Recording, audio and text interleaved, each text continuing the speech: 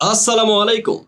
জানলে অবাক হবেন, এক ম্যাচে ১৪৯ গোল, যে রেকর্ড আজও রয়ে গেছে অক্ষত। ফুটবল ইতিহাসের এই বিরল ঘটনা ঘটে মাদাগাস্কারের জাতীয় লিগে। কিন্তু কিভাবে সম্ভব? তবে কি খালি বারেই গোল করেছে প্রতিপক্ষ? ডিফেন্ডারদের কি ভূমিকা ছিল এই ম্যাচে? জানি এই সকল প্রশ্ন জাগছে মনে। তবে ফুটবল ইতিহাসের এমন বিরল ঘটনার রহস্য জানতে দেখতে থাকুন সম্পূর্ণ ভিডিওটি। এক ম্যাচে ১৪৯ গোল, তাও আবার সব গোলে আত্মঘাতী। এমন ঘটনাও কি ঘটতে পারে? ঘটেছিল আজ থেকে ২২ বছর আগে।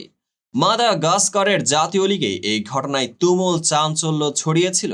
দেশের ফুটবল সংস্থার বিরুদ্ধে প্রতিবাদ জানাতে গিয়ে এই কাণ্ড ঘটায় তাদ অলিম্পিক দ্য লেমির্নি দল।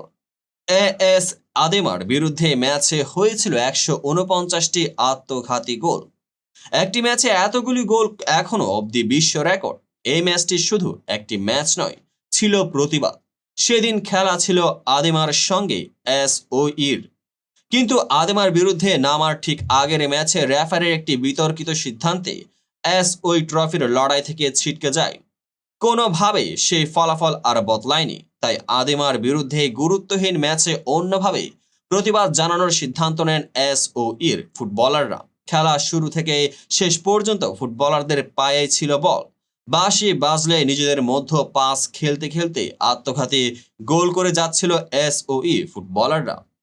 এই ঘটনায় অবাক হয়ে যায় আদেমার ফুটবলাররা ও ম্যাচে উপস্থিত সমর্থকরা। হয়েছিল গুনে গুনে ১৪৯ গোল।